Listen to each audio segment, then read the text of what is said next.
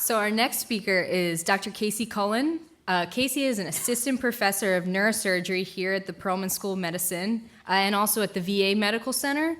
He received his PhD in bioengineering from the Georgia Institute of Technology in 2005, and followed by postdoctoral fellowships in neuroengineering at Georgia Tech and here at Penn at the Center for Brain Injury and Repair. His research really integrates neural engineering and regenerative medicine following neurotrauma. And he's written about his work in Scientific American, he's been featured in Popular Science, BBC, and The New Scientist, and a bunch of other popular scientific publications. So please help me welcome Dr. Kacy Cullen. Thank you. Well, it's a pleasure to be here today.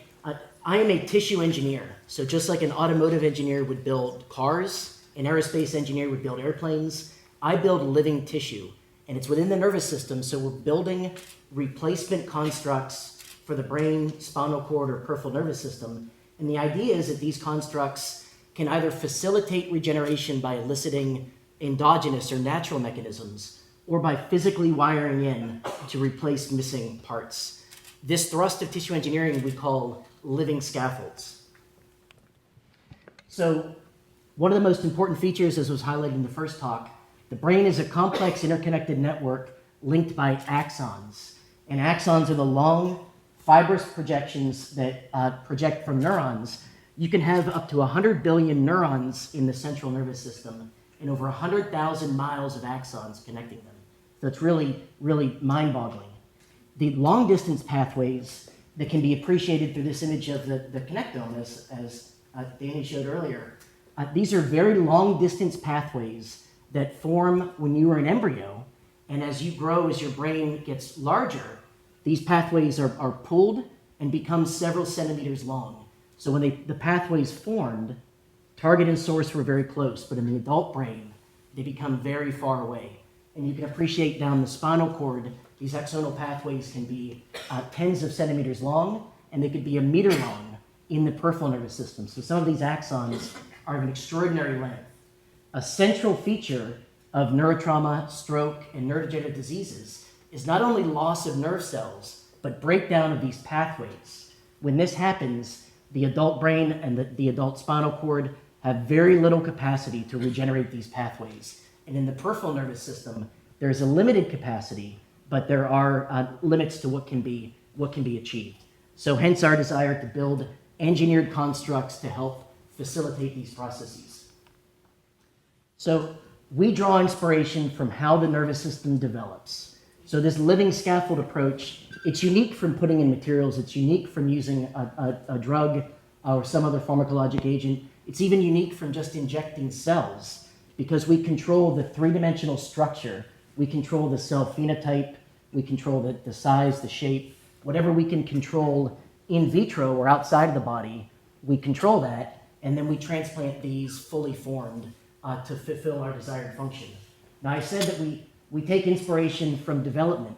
One of the main tactics that the brain uses to wire itself up is growth of groups of neurons along what's called a pioneer axon.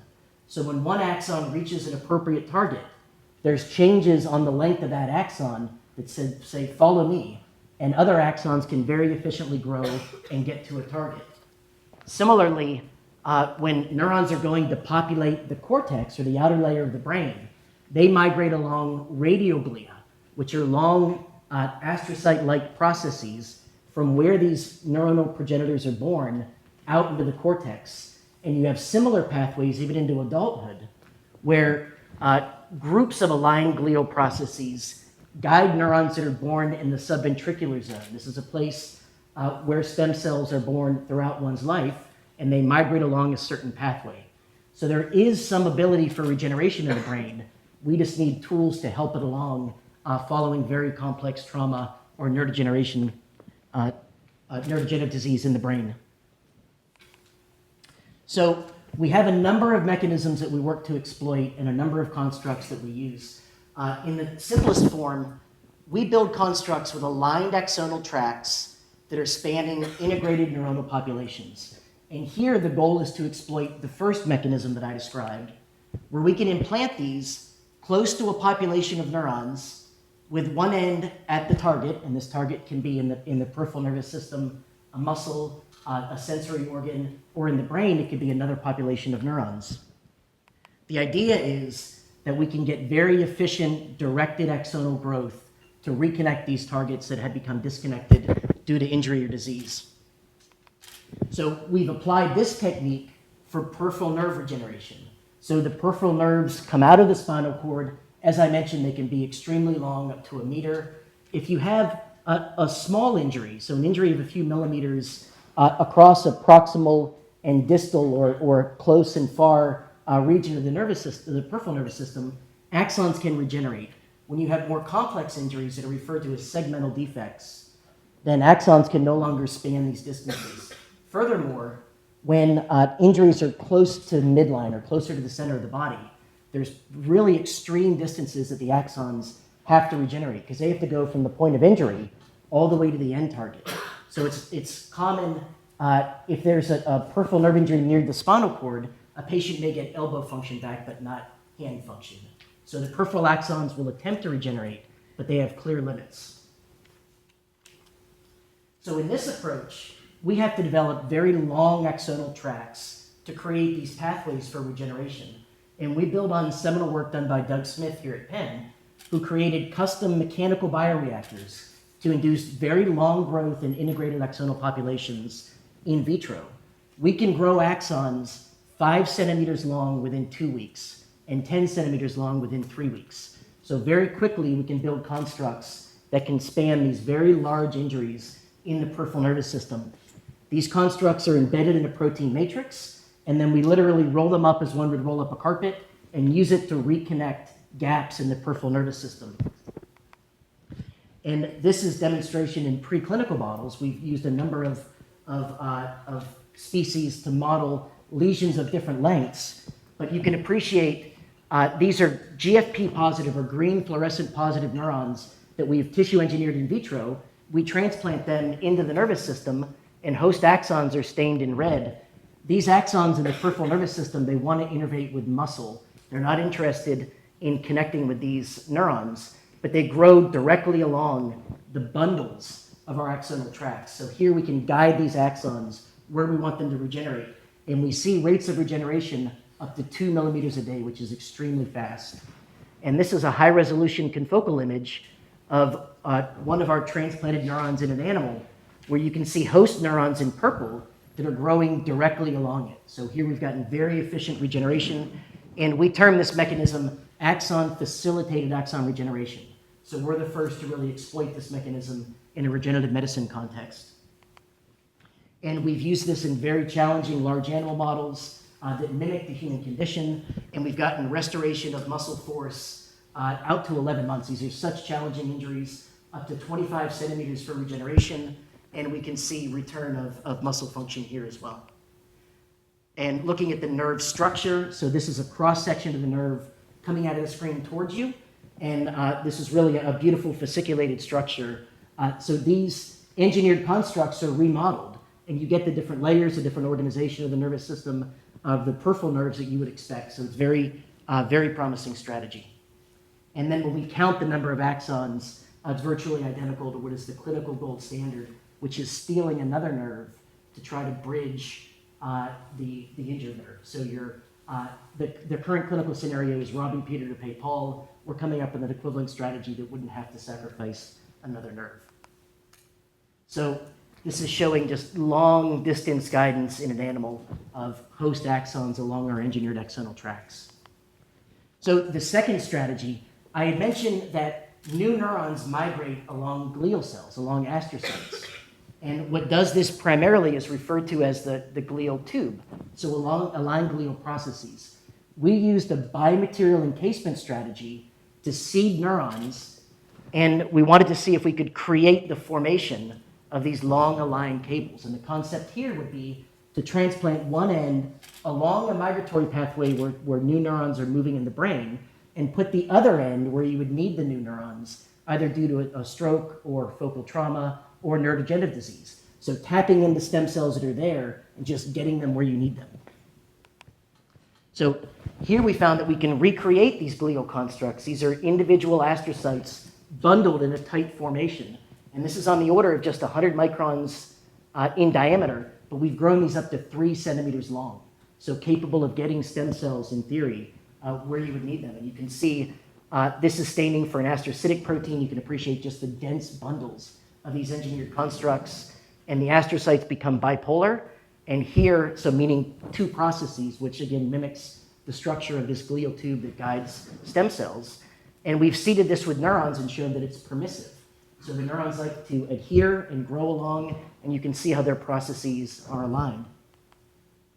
So this is a similar construct with aligned glial processes, and you can see neurons seeding directly along it and aligning with it. So a powerful living scaffold.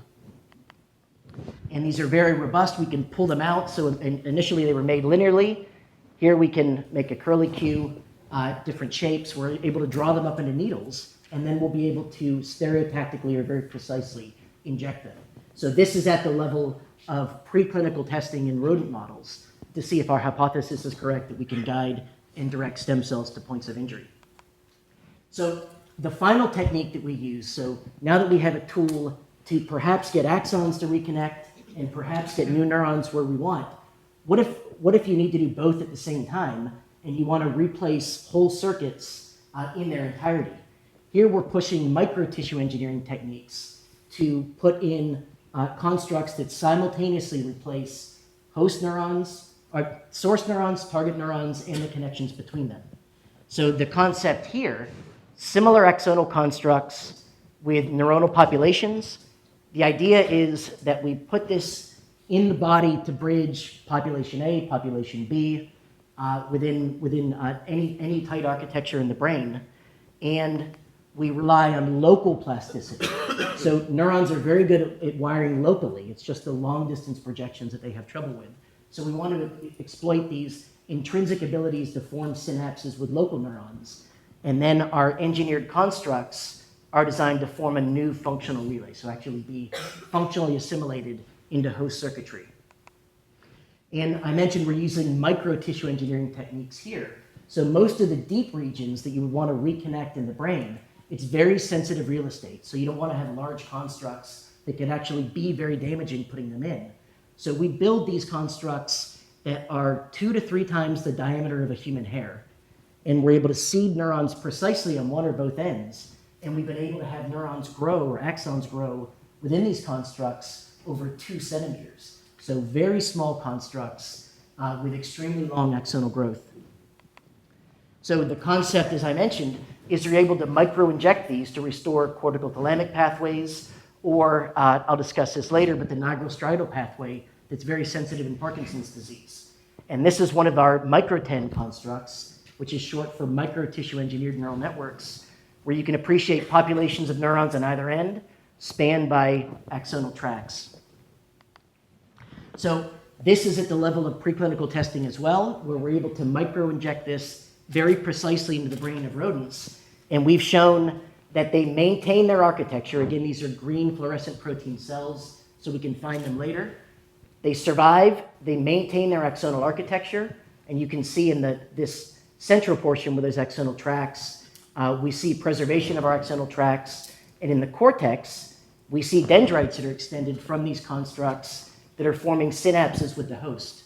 So we've shown that we can build these preformed miniature constructs, deliver them as a whole, and then they wire in locally. We're at the point now looking at electrical assimilation into host circuitry, but this is a very promising approach. So I mentioned Parkinson's disease. The substantia nigra is very vulnerable in Parkinson's, and it provides inputs to another brain structure, the striatum. It gives dopamine, which is a crucial neurotransmitter. When the substantia nigra degenerates, the striatum is robbed of dopamine and motor symptoms emerge. Most of the treatments for Parkinson's can modify circuits. First they try to replace dopamine, but that has a short effective window. Then they'll go to modulating circuits with hardware. Deep brain stimulation was mentioned earlier. This would be a strategy to replace the missing pathway. And here, again, the idea is that it's wiring in locally and restoring the pathway. And we've been able to build dopaminergic microtens that are at the length that we need for preclinical testing. So that's the repertoire of tissue engineering strategies that we're deploying. They're at various levels, in vitro, small and large animal models, but we're really pushing the envelope, and I believe a day will come that I refer to as the coming era of regenerative medicine and neurosurgery, where you're able to get a brain scan and specifically see what are the missing pathways, missing structures in your brain. We'll be able to harvest stem cells from you. There's techniques where you can get what are called induced pluripotent stem cells, which can be gotten from skin cells. We can turn them into neurons that mimic what you're missing and then build structures that are representative of the architecture that you've lost, and then microinject it back in and rely on just local plasticity to wire in. So I think that these strategies, although many years down the road, we have many hurdles to get this through the FDA and also proving efficacy in various models. But this is a very promising strategy that can transform the way neurodegenerative disease and trauma are dealt with. And we're very excited about the work. So I'd like to acknowledge members of my lab, both current and past, as well as many of my close collaborators. So I really appreciate your time. Thank you.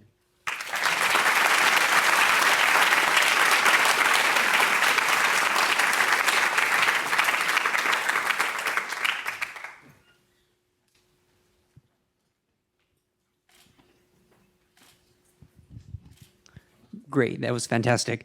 What is the diameter comparison from the synthetic TENGs compared to natural pathways?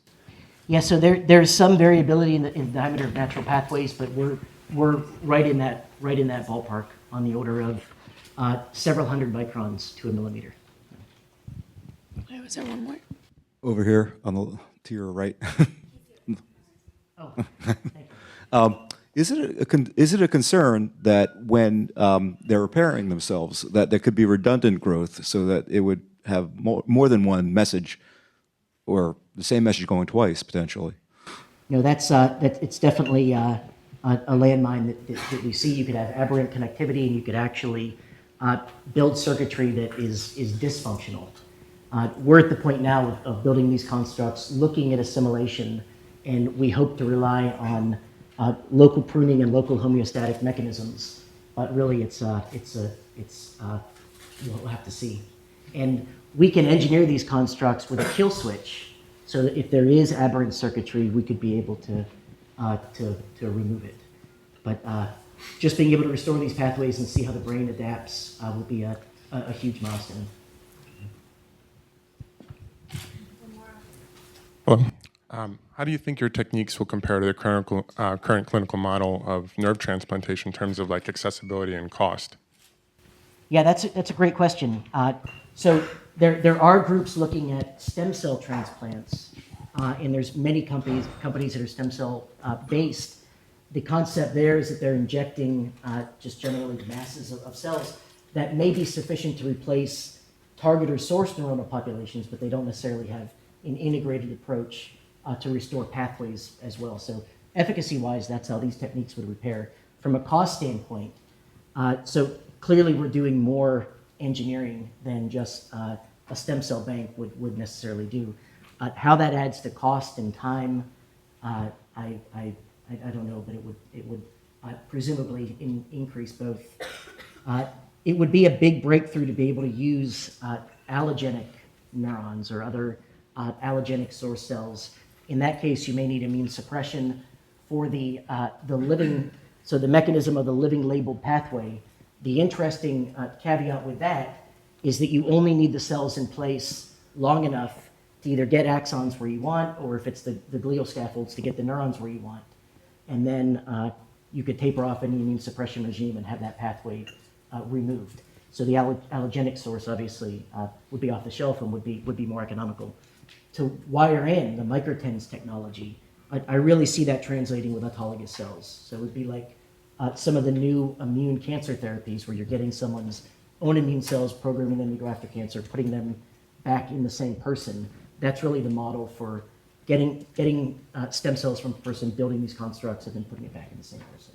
But you hit the nail on the head. It's going to add cost and time, and the market really hasn't figured that out yet. Do you use nerve growth factor or other humoral elements to make your nerves grow faster? And are they in fact growing faster than the classic millimeter, whatever it is, a week? We do use nerve growth factor as a supplement in the media while we're doing the mechanical stretch growth process. But building of the other constructs is without nerve growth factor. And then all of our transplants are just the biological constructs by themselves. So we don't do any doping with any chemotaxic or neurotropic factors.